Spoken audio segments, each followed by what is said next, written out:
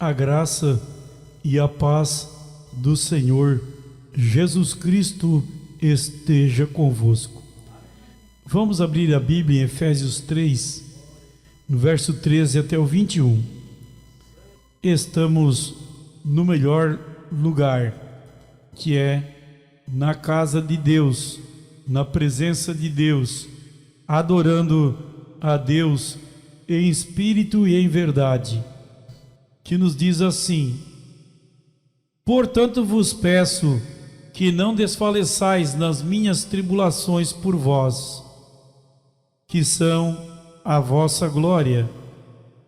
Por causa disto me ponho de joelhos perante o Pai de nosso Senhor Jesus Cristo, do qual toda a família nos céus e na terra toma o nome, porque, segundo as riquezas da sua glória, vos conceda que sejais corroborados com poder pelo seu Espírito no homem interior, para que Cristo habite pela fé nos vossos corações, a fim de, estando arraigados e fundados em amor, poderdes perfeitamente compreender com todos os santos qual seja a largura e o comprimento e a altura e a profundidade, e conhecer o amor de Deus que excede todo entendimento, para que sejais cheios de toda a plenitude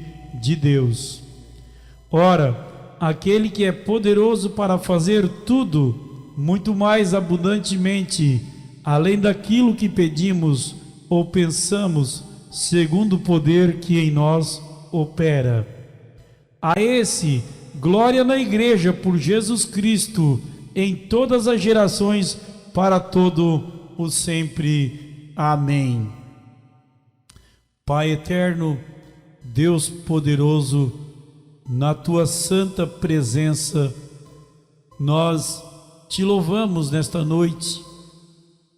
Pedimos que o Senhor cerque esta casa de oração com a apoteose de anjos, que os nossos pensamentos caiam por terra, que as nossas intenções, Pai, nesta noite, o Senhor possa falar com cada um de nós, que cada espírito contrário à tua palavra seja desarmado pela presença sobrenatural do teu Espírito, que haja saúde, toda potestade, toda obra do inimigo caia por terra, prevaleça o Senhor Jesus Cristo na tua vida, em nome do Senhor Jesus. Assentai-vos, irmãos. Estamos alegres e felizes em companheirismo com pessoas que têm o mesmo quilate. Mas sem mais nenhuma delongas, para nós não nos desviar, nós vamos ministrar a palavra nesta noite. Amém? Depois do final nós teremos a fila de oração, ungindo os irmãos com óleo, né? Estava muito maravilhoso os louvores, né? Na mensagem Religião de Jezabel, há muitas coisas que vocês têm feito por mim, eu aprecio isso. Agora, se eu puder ajudá-los no sentido de dar-lhes roupa de oração, agora não me peçam doutrina. Muitas pessoas me escrevem e perguntam sobre casamento e divórcio, e assim por diante, o que é uma confusão na igreja. Eu lhes respondo de volta: pergunte ao seu pastor. Vejam o seu pastor em pequenas coisas, pois além de tudo, ele é seu pastor.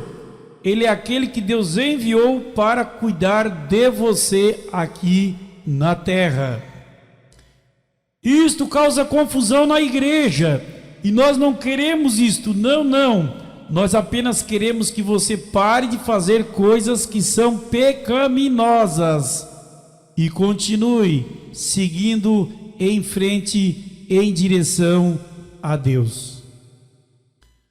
O profeta, ele disse o seguinte: eu me pergunto hoje, as nossas orações, vocês ouvem dizer, vamos orar para termos um grande reavivamento. Orem por uma manifestação de uma unidade entre as denominações.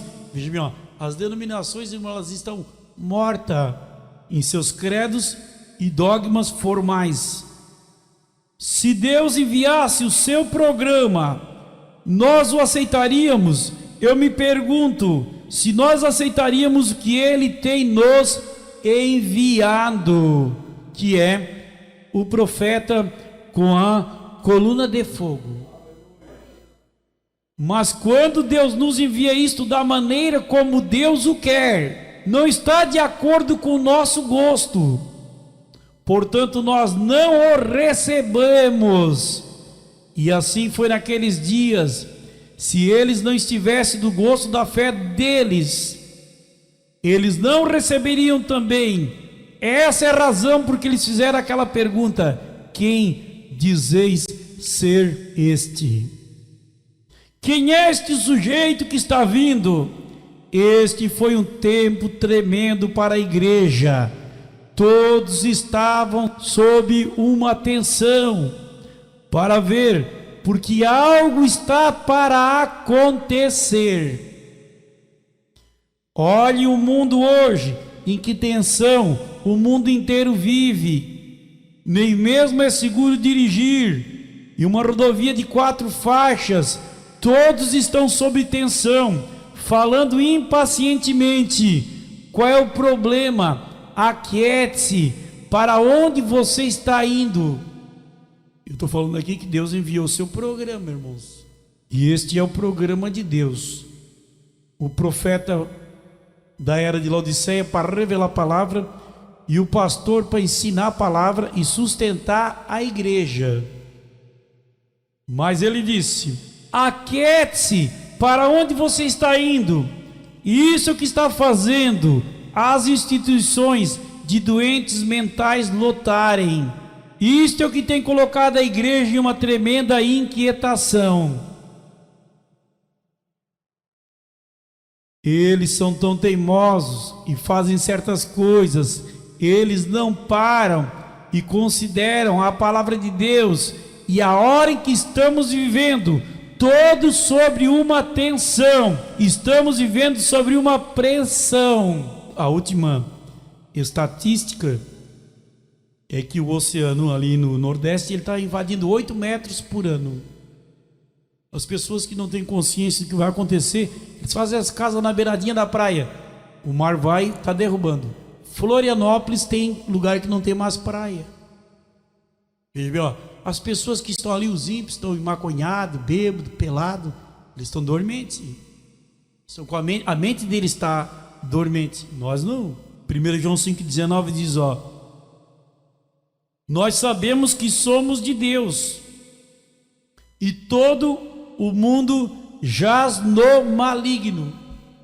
Estamos conscientes, a terra acabou de passar por grandes dores de parto, e a igreja está passando por dores de parto. A igreja tinha que passar por dores de partos antes que pudesse ser arrebatada. Cada profeta, quando eles vieram ao mundo, foi uma dor de parto para a igreja. O mundo, na Primeira Guerra Mundial, primeira dor de parto, Apocalipse 16, primeiro ais.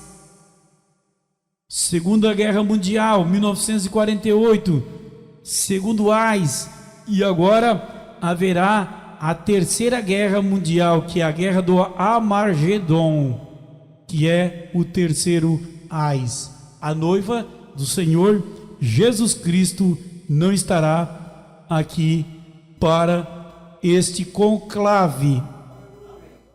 Não estará. Haverá o batismo do Espírito Santo, e esse batismo do Espírito Santo será um estrondo coletivo que dará a ressurreição dos mortos, a transformação dos vivos, e nós iremos no arrebatamento. O profeta disse, ó, o tempo está aqui, gente. Eu digo isto, eu creio que isto indica a segunda vinda de Jesus Cristo, pois estamos vendo sinais e maravilhas. Se você não está no reino de Deus, faça força para entrar nele. Eu tenho algum conhecimento do que estou falando, ou Deus nunca honraria minha oração para fazer o que Ele faz. Se você está fora do reino, procure a Cristo, acerte a tua vida com Deus. Procure a Cristo como seu refúgio, enquanto há tempo, enquanto você tem oportunidade. O profeta disse assim, as denominações, eles não conhecem o Espírito Santo, então eles não sabem quando isto termina na terra. Veja bem, na mensagem, a maneira de um verdadeiro profeta, o profeta diz que Deus ele precisa de 3 coisas para derramar o Espírito Santo. Veja bem, Deus precisa do local aqui, Tabernáculo da Fé do bairro Ana Maria. Deus precisa do homem qualificado, não é homem desqualificado, qualificado. Casamento e divórcio, dentro do quíntuplo de Efésios, com todos os pré-requisitos exigidos por Deus. E o profeta disse então e você que vem para este lugar, você tem que discernir se esse homem ele fala o que o Filho do Homem falou, que é o profeta desta era. Porque quando Jesus deu a chave do reino para Pedro, Jesus em outras palavras disse, Pedro, lá em Jerusalém, eu vou derramar o Espírito Santo, mas tu vai ter a chave do reino do céu. Pedro estava comissionado para ir no lugar, o lugar era Jerusalém. Pedro em Jerusalém, ele foi no lugar, o lugar tinha o tempo, era 49 dias depois da Páscoa, quando houve a descida do Pentecostes. Então o lugar, o tempo da tarde, conforme Zacarias 14:7 diz, no tempo da tarde haverá luz. O profeta diz que você que se senta no banco, você tem que examinar a vida do pastor, é o direito que você tem, se ele está enquadrado com a palavra e se ele está falando conforme o Filho do Homem falou, porque Pedro falou aquilo que o Senhor Jesus Cristo tinha revelado para ele em Mateus 16, versículo 13. E o profeta desta era, ele disse na mensagem Não Sabeis, parágrafo 53, os livros e as fitas continuarão o meu ministério. Esse é o ministério do Filho do Homem. Agora o profeta disse, as denominações eles não conhecem o Espírito Santo, eles não sabem quando isto termina, eles simplesmente continuam da mesma maneira. Quando o último for selado no corpo de Cristo, eles continuarão pregando. Agora no carnaval, o pastor Silas Malafaia, levou a escola de samba para adorar a Deus. É mais cego do que o morcego, cego e surdo. Eles estão tentando trazer convertidos à sua denominação. Eles não sabem o que é isto. Não é? Nós não estamos falando daqui de baixo aqui, do Brana, o homem Brana aqui, o homem carne humana. Não, nós estamos falando aqui, que isso aqui, é a profecia de João 16, versículo 8. Quando o Espírito Santo vier. É isso que o profeta está falando, Eles não sabem o que é isto. Suas religiões formais continuarão exatamente como eram. Agora, isto não aprofunde em você como isto tem sido aprofundado comigo. Claro que aprofunda conosco. Aleluia. Nós não viemos aqui apenas para ser abençoados, irmãos. Nós viemos aqui para adorar o nosso Deus. E nós queremos adorar o nosso Deus em espírito e em verdade. Mas aquilo foi realmente uma confirmação espantosa. Quando os selos se abriram, foi revelado isto simplesmente como eles estão longe de Deus. Como eles estão longe de Deus. Simplesmente seus rituais religiosos. Eles perderam o Espírito Santo. Porque para começar, eles não sabem o que ele é. O que o Espírito Santo faz. O que é que o Espírito Santo faz? O Espírito Santo, ele revela a palavra para nós crer e ele dá força para nós obedecer.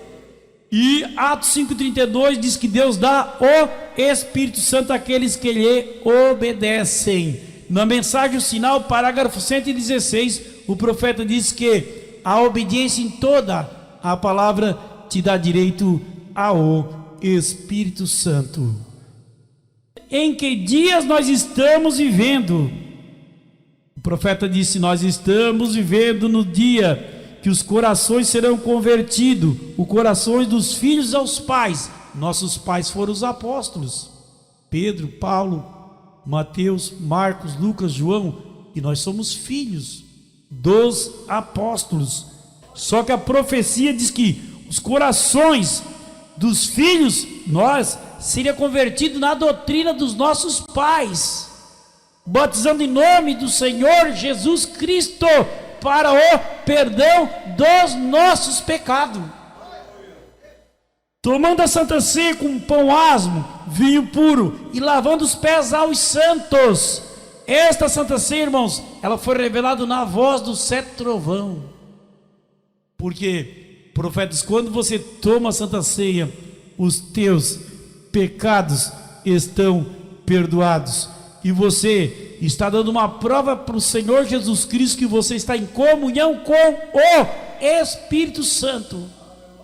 Agora vemos que a luz no entardecer, conforme Zacarias 14:7, as denominações falharam em entender isto, depois de todas essas denominações haverem feito seu papel. Todas as igrejas são boas, agora se elas estão certas, aí nós temos que examinar na Bíblia. Porque a Bíblia ela diz assim, João 7,38, aquele que crer em mim, como diz as Escrituras, rios de água viva fluirão dos seus interiores. Não interessa, estão crendo fazendo ceia que não está na Bíblia, batizando o batismo que não está na Bíblia, pregando um Deus trino que não está na Bíblia. Deus ele só vai avalizar, ele vai responder aquilo que está na Bíblia. Deus não pode responder aquilo que não está na sua palavra. Ele não deu a sua palavra para isso. Elas não tinham nenhuma luz, mas a promessa é que haverá luz no entardecer. Zacarias 14:7 diz que no tempo da tarde haverá luz. Agora o profeta disse, o sol é enviado sobre a terra para amadurecer o fruto. O sol espiritual é a coluna de fogo, Cristo. As sementes de Deus, Deus está tirando do sistema, Deus está tirando do ismo, Deus está tirando do denominacionalismo, Deus está tirando do mundanismo, e Deus está trazendo para o corpo místico do Senhor Jesus Cristo, agregando para que essa semente seja preparada para que ela vá no arrebatamento. O sol enviado sobre toda a terra para amadurecer o fruto. O fruto não podia amadurecer se não houvesse sol. Não havia fruto algum lá para amadurecer, mas a vida continua seguindo em frente, e nós estamos vivendo na era do grão, e esse grão ele está sendo amadurecido porque ele está na presença da coluna de fogo. O profeta ele disse o seguinte: nós já falamos aqui do programa de Deus. Esta noite, a não ser que conheçamos a palavra de Deus, não sabemos o que fazer. Não podemos ter fé até que saibamos qual é a vontade de Deus para a nossa vida. Se nós sabemos qual é a vontade de Deus, a palavra de Deus diz algo, então podemos alegremente seguir isto. O profeta disse para os recém-chegados que se batizaram esta semana: nós temos tentado mostrar que Deus desde o princípio conhecia o fim. E isto faz um Deus infinito. Se Ele não é infinito, Ele não é Deus. Ele tem que ser onipotente, onipresente, onisciente para ser Deus. Atributos que são tributados a Deus. Nenhum homem tem esses atributos. E isto é todo poder, conhece todas as coisas, em todos os lugares, conhece o fim desde o princípio. Se Ele não faz, então ele não é Deus. Irmãos, eu quero dizer para vocês o seguinte, com a experiência de um servo do Senhor, Deus não para, as pessoas param. Não há nada realmente fora de ordem. Somos nós que estamos fora da ordem da palavra de Deus. O relógio está fazendo tic-tac, exatamente como um relógio. Assim é a palavra de Deus. E quando aquela hora chegar para acontecer, a palavra que é designada para aquela era, a palavra que Deus designou para esta era. Isto vai acontecer, porque é a maneira de Deus trabalhar.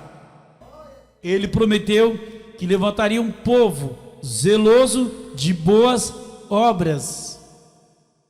Nós temos que falar que o Senhor Jesus Cristo, ele disse em Malaquias 3,6, eu sou Deus e não mudo. Hebreus 13,8, ele disse, Jesus Cristo é o mesmo, ontem, hoje e eternamente. Quando o profeta de Deus, o irmão Branham, batizava a 17ª pessoa no Rio Ohio, lá nos Estados Unidos, no estado de Indiana, na cidade de Jeffersonville, ali estava batizando a 17ª pessoa, desceu esta coluna de fogo aqui, que está sobre a cabeça do profeta, na forma de um sol, e saiu a seguinte voz: assim como João Batista foi o precursor da minha primeira vinda, eu te envio com uma mensagem que precursará a segunda vinda de Cristo. Foi isso que a coluna de fogo falou. E nós não vamos nos envergonhar disso e nos omitir disso, não. Mas o profeta disse, se Cristo estivesse na terra hoje, se Cristo estivesse na terra hoje, eu ia dizer, irmãos, vamos lá, irmão. Se Cristo estivesse na terra hoje, o profeta disse, um verdadeiro servo levaria você até Cristo. E Cristo está aqui nesta noite na forma da palavra. Eu só posso te ajudar, irmão, com a palavra. Se você recebeu a palavra, Jesus disse em João 15, verso 7, se vós estiverdes em mim, e as minhas palavras em vós, pedireis tudo que quiser, e vos será feito. Amém?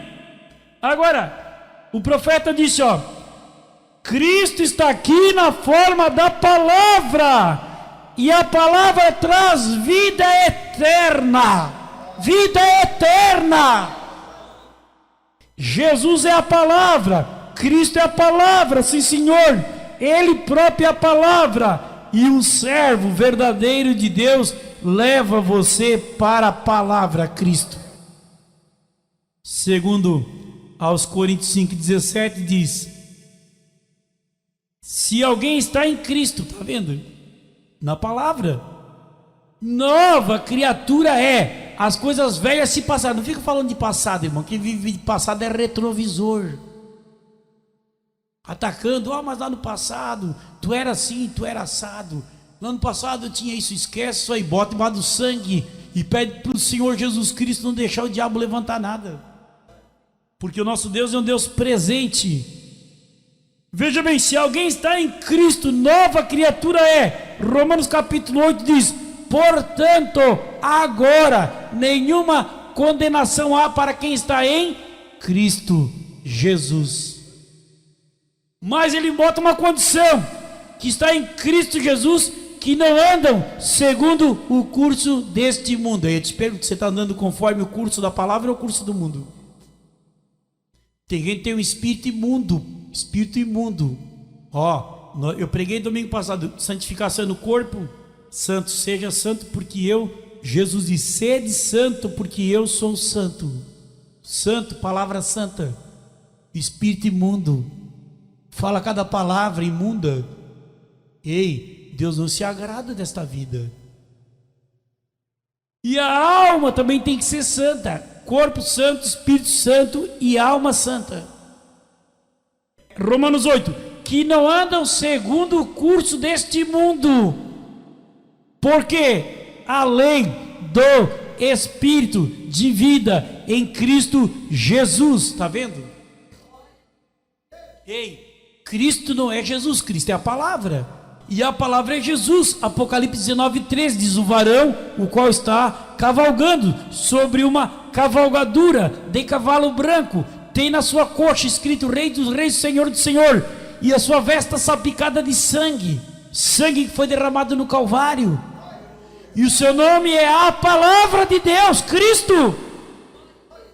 E veja, nós não viemos aqui adorar um boneco, adorar uma fotografia, não, veja bem, nós viemos aqui adorar a Deus em espírito e em verdade. No Salmo 29, verso 2 diz, ó, adorai ao Senhor. Quem é o teu Senhor? Quem é o teu Senhor? O meu Senhor é o Senhor dos exércitos, Senhor Jesus Cristo. O meu Senhor, Ele desceu do céu, foi para a cruz do Calvário por causa dos meus pecados, irmão, não foi por causa dos teus, dos meus. Depois ele foi numa sepultura fria, o corpo não apodreceu, ele foi na região dos perdidos, foi lá e tirou as almas do perdido, ressuscitou o terceiro dia e está sentado na trono da intercessão nesta noite. Ele foi no inferno, ele me buscou no inferno da igreja católica, ele me buscou no inferno da cachaça, no inferno do mundo. A lei do Espírito de vida, você tem que crer nessa lei. Quando você vai dirigindo o teu carro na estrada, existe uma lei chamada semáforo. O semáforo desliga, é uma lei, você tem que parar. Quando o avião decola, o piloto diz, ó, mantenham as poltronas na vertical, aperte os cintos, e todo mundo entra ali por causa do atrito do avião. O avião começa a quebrar a lei da gravidade. E nós, irmão, quando nós começamos a crer, nós começamos a quebrar a lei do pecado, a lei da morte. Oh, aleluia!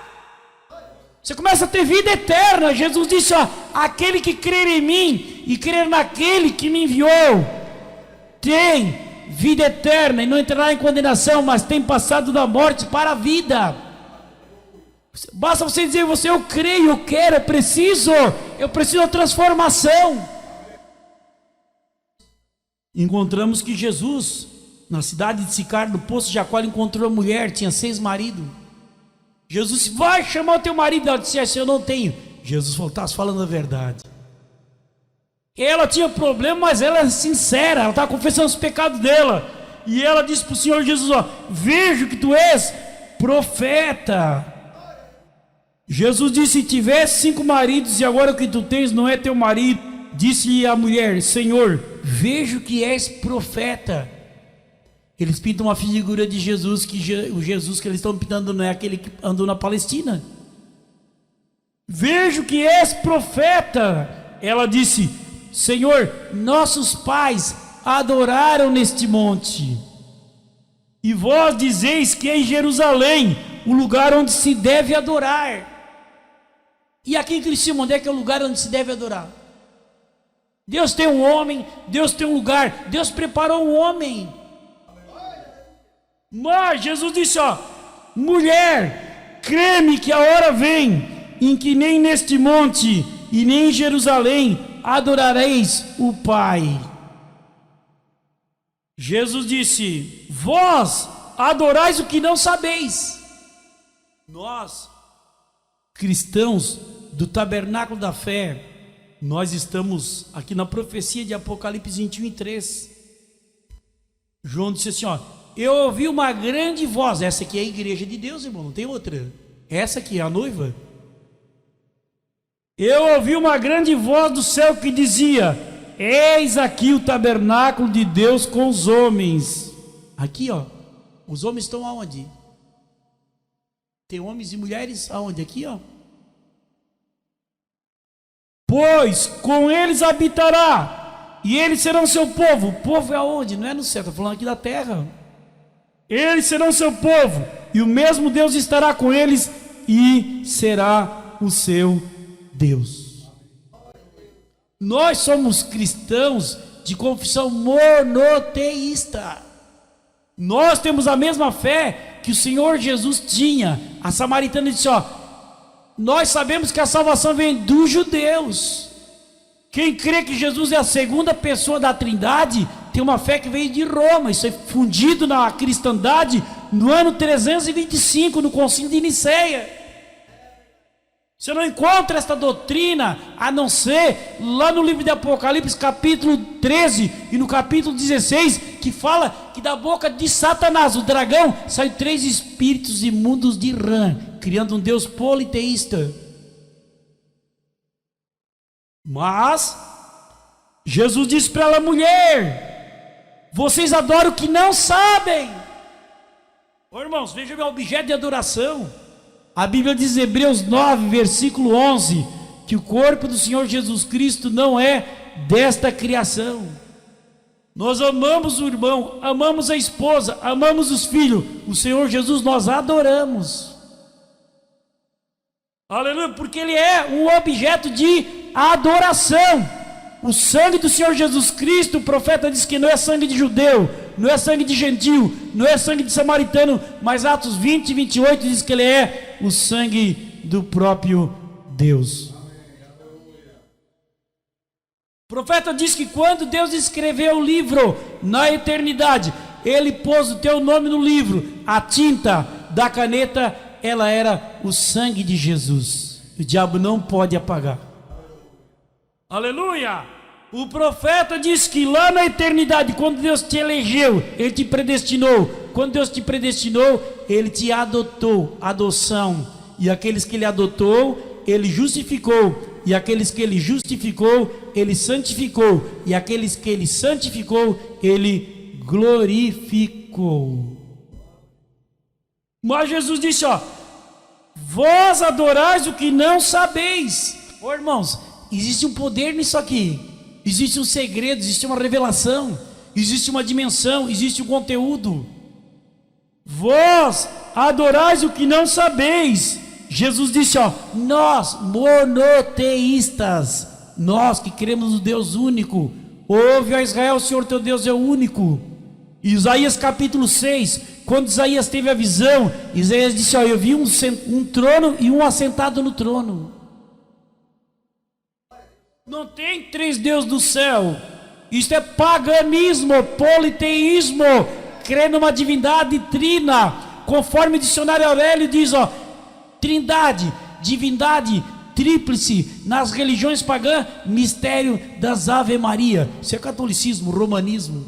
Jesus disse, ó: vós adorais o que não sabeis. Ó, irmãos, nós estamos pregando a palavra transforma, a palavra dá vergonha. A palavra faz com que a irmã não corte o cabelo. A palavra faz com que a irmã se vista decentemente, porque nós estamos adorando a palavra viva de Deus.